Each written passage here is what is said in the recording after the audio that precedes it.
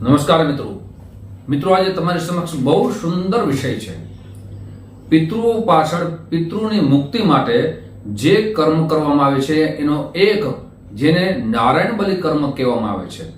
સાથે એ નારાયણ બલિ કર્મ ક્યારે કરવું જોઈએ, નારાયણ બલિ કર્મ છે એ ક્યારે ન કરવું જોઈએ અને પરિવાર સાથે જોઈએ અથવા ન જોઈએ, કોઈ એક વ્યક્તિ પણ કરી શકે અથવા એના પરિવાર કરી શકે, આવા ઘણા બધા પ્રશ્નો આજે ઉત્તર અને સરળતાથી તમને સમજાય એ વિષય ઉપર આજ ચર્ચા કરશું। મિત્રો, સૌથી પહેલા તો આપણા પિતૃઓ પાછળ એક સંતાન એમના પિતા પાછળ એમની મુક્તિ માટે દરેક કાર્ય કરવા જ જોઈએ, એમની ફરજ છે। જે સંતાનને જે બાળપણથી લઈ અને યુવાવસ્થા સુધી એનું દરેક રીતે પોષણ કર્યું છે, એમના લગ્ન કર્યા હોય, એમને સારી નોકરી મેળવવા માટે એજ્યુકેશન આપ્યું હોય, એ પિતાની ફરજ પૂરી કરી હોય તો એમના સંતાનોની પણ ફરજ છે કે એમના પિતા પાછળ એમને મુક્તિ મળે અથવા એમના પિતૃઓની મુક્તિ મળે તો એની પાછળ દરેક શ્રાદ્ધ કર્મ વ્યવસ્થિત શાસ્ત્રોક્ત કરવા જ જોઈએ।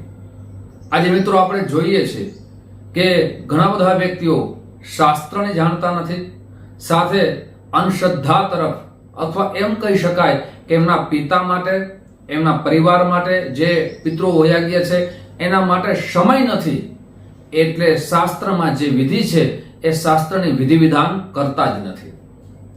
ઘણી વખત હું કહી ચૂક્યો છું મિત્રો કે આપણા શાસ્ત્રમાં કોઈ પણ શરીર જ્યારે એ શરીર જીવ છૂટી જાય ત્યારથી લઈ અને અંતિમ 13 દિવસની વિધિ આપણા શાસ્ત્રમાં બતાવી છે।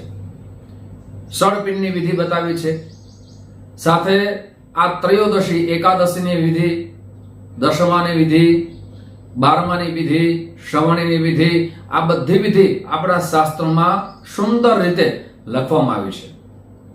આપણા શાસ્ત્રો પ્રમાણે ચાલીએ તો મને લાગે છે આપણા જીવનમાં સુખની પ્રાપ્તિ થાય, પણ આપણા શાસ્ત્રોને છોડી શાસ્ત્રો જે કહે છે એનાથી દૂર જઈએ તો જીવનમાં દુઃખ આવવાની સંભાવના ખૂબ જ વધી જાય છે અને દુઃખ આવે છે। આપણે આજના જમાનામાં જોઈએ છે કે એક દીકરો એમના પિતા પાછળ એમ કહેવાય કે 13 દિવસની જે શાસ્ત્રમાં વિધિ બતાવી છે એમાંથી 13 દિવસની તો વિધિ કરવી નથી, ચાલો ન કરી શકીએ, પણ એમાં પણ કેટલો કાપ મૂક્યો, કોઈ 5મું કરી લઈએ, કોઈ 7મું કરી લઈએ, કોઈ 9મું કરી લઈએ, તો મિત્ર કયા શાસ્ત્રમાં આ બધા શ્રાદ્ધ આ રીતે બતાવવામાં આવ્યા છે? આપણે પાસે સમય નથી આવું ગણી અને એની પાછળ વિધિ કરતા નથી। આપણા પિતૃની આપણી પાછળ જ અપેક્ષા હોય છે કે મારા સંતાનો મારી મુક્તિ માટે દરેક ક્રિયાઓ કરે, બીજા પાસે અપેક્ષા ન હોય। મિત્રો, સામાન્ય દાખલો કહીએ, ગણપતિ ભગવાનની પૂજા તો બધાય કરે, કુળદેવી પોતાના વયની પૂજા, અલગ અલગ કુળદેવી પૂજા તો બધાય પોતાના કુળદેવીની પૂજા તો કરે, પણ જેના જે પિતૃઓ છે એની વિધિ તો એને જ કરવી જોઈએ। સાથે ઘણા પરિવારોમાં પણ એ જોયું છે કે એની પાછળ ગ્રહ શાંતિની વિધિ કરે, જ્યાં શ્રાદ્ધ કર્મ કરવું જોઈએ ત્યાં ગ્રહ શાંતિની વિધિ લખવામાં જ નથી આવી। કેમ? મુક્તિ માટે તો આપણા શાસ્ત્રમાં વિસ્તારથી લખવામાં આવ્યું છે। હા, આપણે ન કરવું હોય અને પછી આપણે કહીએ, કોઈ બ્રાહ્મણ પાસે જઈએ, કોઈ જ્યોતિષ આચાર્ય પાસે જઈને કહે કે તમારી પાછળ, તમારા પિતૃઓ પાછળ આપ નારાયણ બલિની વિધિ કરો। શા માટે? એમના પિતૃને મુક્તિ ન મળી હોય એટલા માટે નારાયણ બલિની વિધિ કરવામાં આવે છે। આ એક પ્રાયશ્ચિત કર્મ સાથે જે શ્રાદ્ધ કરવામાં નથી આવ્યું એના માટે પ્રેત બલિયુક્ત નારાયણ બલિ કર્મ બતાવવામાં આવ્યું છે। બહુ સુંદર મજાનું આ શ્રાદ્ધ છે। આપણા શાસ્ત્રમાં ઘણી પ્રકારના શ્રાદ્ધ બતાવવામાં તો આવ્યા છે, સાથે જેમની પાછળ કોઈ પણ પ્રકારની વિધિ ન થઈ હોય એમની પાછળ નારાયણ પ્રેત બલિયુક્ત નારાયણ બલિ કર્મ કરવું જોઈએ એમની મુક્તિ માટે। સાથે જેમનું અપમૃત્યુ થયું છે, અપમૃત્યુ એટલે કે કોઈ એક્સિડન્ટમાં કોઈ જીવ ચાલ્યો ગયો છે, કોઈ ઝેર પીને પોતાનું જેનું અવસાન થયું છે, કોઈ અગ્નિદાહ કર્યો છે અને મૃત્યુ થયું છે, કોઈનું એમ કહી શકાય હત્યા થઈ છે, અથવા કોઈ પોતાની સ્ત્રીઓ છે એ જ્યારે ઉદરમાં કોઈ સંતાન હોય અને એને જન્મ દેતી વખતે પણ એનું મૃત્યુ થાય, એને પણ અપમૃત્યુ ગણવામાં આવ્યું છે. કોઈ પણ પ્રકારનું અપમૃત્યુ થયું હોય તો એમની પાછળ આપણા શાસ્ત્રમાં પ્રેત બલિયુક્ત નારાયણ બલિ કર્મ બતાવવામાં આવ્યું છે. હવે આ વિધિ આપણે કઈ રીતે કરવી જોઈએ? ઘણી વખત પ્રશ્નો થાય કે શું આ પ્રેત બલિયુક્ત નારાયણ બલિની વિધિ પરિવાર જોઈએ કે ન જોઈએ? કોઈ એક વ્યક્તિ કરી શકે કુટુંબનો? તો આપણા શાસ્ત્રમાં આગળ હું ઉલ્લેખ કરીશ, અને સાથે સાથે ક્યારે ન કરવું જોઈએ એનો પણ ઉલ્લેખ કરીશ. પણ મિત્રો તે પહેલા એક નમ્ર પ્રાર્થના છે. મારા નવા મિત્રો આ વિડીયો જોઈ રહ્યા છો, મિત્રો આ વિડીયો તમને ગમે તો જરૂર ને જરૂર તમારા મિત્રોમાં શેર કરજો. સાથે મિત્રો જે પણ હું ચર્ચા કરું છું, આ વિશેષ શાસ્ત્રની ચર્ચા કરું છું, એટલે ખાસ કરીને ઓમ નમો ભગવતે વાસુદેવાય આ મંત્રો કોમેન્ટ્સ બોક્સમાં જરૂર લખજો. મિત્રો જે ચર્ચા કરીએ શાસ્ત્રોક્ત ચર્ચા કરીએ છીએ, સરળતાથી ચર્ચા કરીએ છીએ.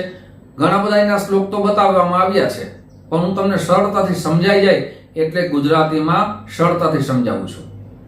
સાથે મિત્રો આપણે જો આપણી જન્મકુંડળીના આધાર ઉપર આપણા કયા ગ્રહો શુભ છે અશુભ છે જાણવું હોય તો નંબર દેવામાં આવ્યા છે, આ નંબરમાં સંપર્ક સાધી શકો છો.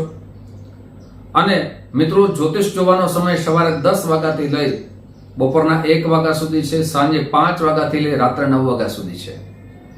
મારી ઓફિસ જામનગરમાં છે.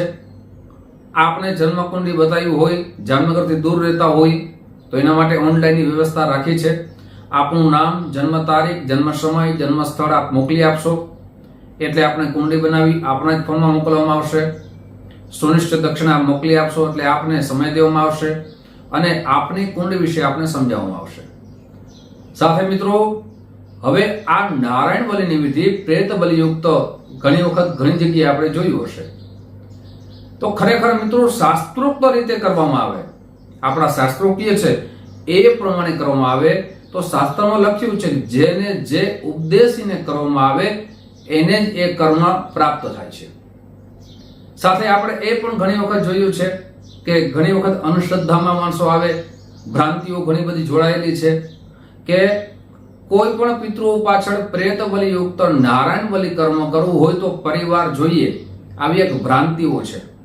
તો આપણા શાસ્ત્રમાં એવો કોઈ ઉલ્લેખ નથી કે આખો પરિવાર ભેગો થાય તોય આ પ્રેત બલિયુક્ત નારાયણ બલિ કર્મ કરી શકાય. ખાસ કરીને મિત્રો ઘણી વખત તો વિદેશ માણસો રહેતા હોય છે, કોઈ બીમાર હોય તો એ ન આવી શકે, તો આપણા શાસ્ત્રમાં એમ લખ્યું છે, આપણા પિતૃઓ પણ એમ છે કે મારી પાછળ અમારા પરિવારનો કોઈ પણ વ્યક્તિ, એક વ્યક્તિ પરિવાર આવે તો વિશેષ છે, પણ એક વ્યક્તિ આવે મિત્રો તો પણ એની પાછળ આ કર્મ કરવામાં આવે તો પણ એને મુક્તિ મળે છે. એમાં પરિવાર આવે તો વિશેષ બતાવવામાં આવ્યું છે, પણ પરિવાર ફરજિયાત જોઈએ આવું ક્યાંય લખવામાં નથી આવ્યું. હા, પરિવાર આવે તો એની પાછળ કોઈ દાન કર્મ કરે, વિશેષ પુણ્ય એને પ્રાપ્ત થાય, મુક્તિ મળે, એ અલગ વસ્તુ છે. સાથે એવું પણ જોવામાં આવ્યું છે મિત્રો કે પ્રેત બલિયુક્ત નારાયણ બલિ કર્મ કરે અને ઘણી વખત એવું જોયું છે કે ઘણી જગ્યાએ અંધશ્રદ્ધા જોઈ છે કે હજી આ કર્મ તમારું જે પરિપૂર્ણ થયું નથી. હા, પરિપૂર્ણ ક્યારે થાય અને આ શ્રાદ્ધ કર્મ ક્યારે પરિપૂર્ણ થાય? જ્યારે એમાં આપણી શ્રદ્ધા અને શાસ્ત્ર પ્રમાણે ચાલીએ ત્યારે. પછી એમાં કોઈ અંધશ્રદ્ધાનો ભાગ જ ના આવે. જ્યાં શાસ્ત્ર આવે ત્યાં અંધશ્રદ્ધા ન હોય, જ્યાં શાસ્ત્ર હોય, જ્યાં શ્રદ્ધા હોય ત્યાં કેવલ ને કેવલ આપણા શાસ્ત્રો આપણી ઉપર કૃપા કરે. સાથે આ પ્રેત બલિયુક્ત નારાયણ બલિ કર્મ ક્યારે ન કરવું? શાસ્ત્રમાં લખ્યું છે કે 3 જગ્યા 3 આવું થાય ત્યારે ન કરવું જોઈએ.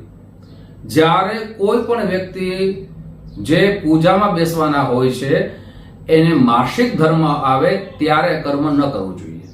શાસ્ત્રમાં લખ્યું છે કે 5 થી 6 દિવસ જે ધર્મના માનવામાં આવે છે ત્યારે કર્મ ન કરવું જોઈએ.